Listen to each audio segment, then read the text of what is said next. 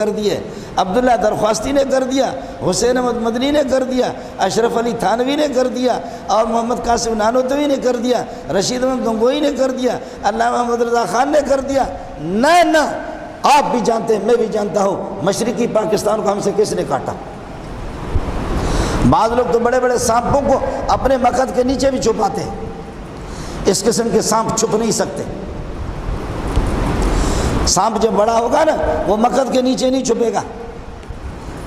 کن قربانیوں کے بعد پاکستان، مشرقی پاکستان یہ سب ایک ملک بن گیا، لیکن مشرقی پاکستان کو ہم سے کس نے کاٹا؟ اور اب بلوچستان الگ ہل رہا ہے، خیبر پختون الگ ہل رہا ہے۔ یہاں ہندکو زبان بولنے والے، یہاں کشمیری زبان بولنے والے، یہاں پٹھان زبان بولنے والے، برطانیہ ہماری فوج سے ہٹ کر کے پٹھانوں کے علاقوں میں داخل نہیں ہو سکا۔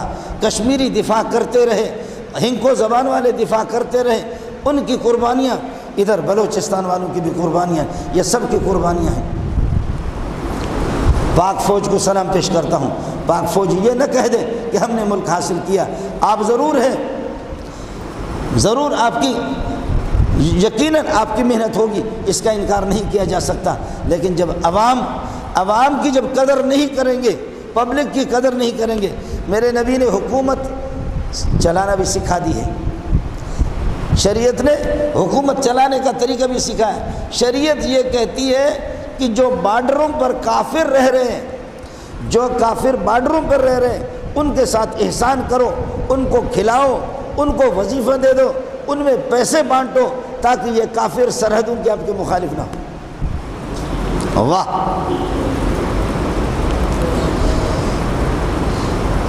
حکومت کا طریقہ آ کر کے سیکھو، یہاں سے سیکھ لو۔ یہ آپ کو کہاں سے ملے گا؟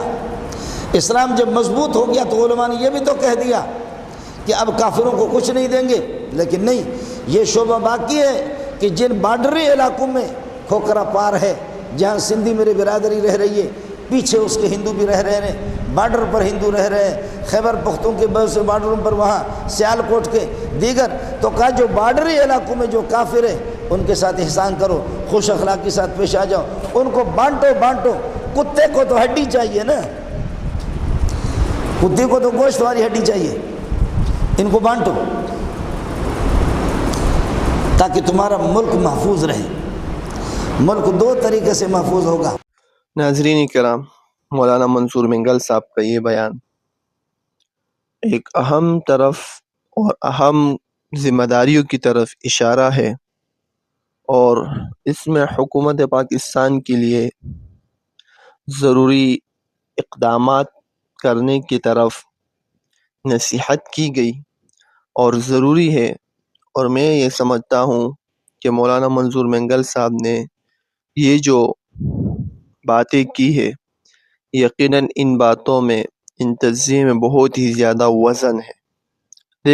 دیکھا جائے، پاکستان مشرقی اور مغربی دونوں جب ایک تھے تو اول درمیان والوں نے سازش کر کے مشرقی پاکستان کو مغربی پاکستان سے علیحدہ کر دیا،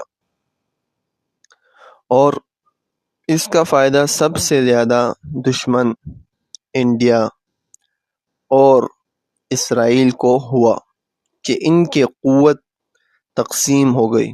اگر آج وہ مشرقی پاکستان، مغربی پاکستان ایک ہوتے تو جغرافیائی اعتبار سے بھی فائدہ ہوتا، اور معیشت کے اعتبار سے بھی بہت ہی زیادہ فائدہ ہوتا، لیکن ہوا کیا کہ علیحدہ کر دیا، تو اب وہ بھی اس پوزیشن میں نہیں ہے، اور نہ ہی ہم موجودہ پاکستان اس پوزیشن میں ہے۔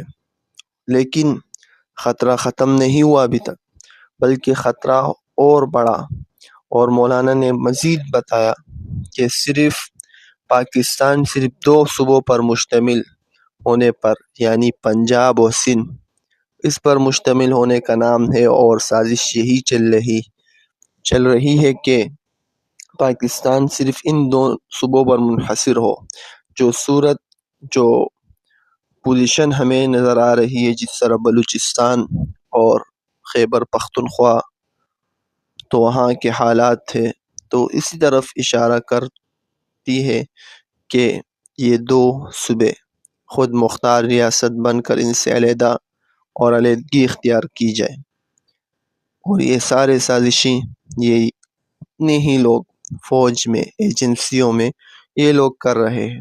تو اللہ رب العزت ہمیں اور ہمارے پیارے وطن پاکستان کی حفاظت فرمائے۔ اور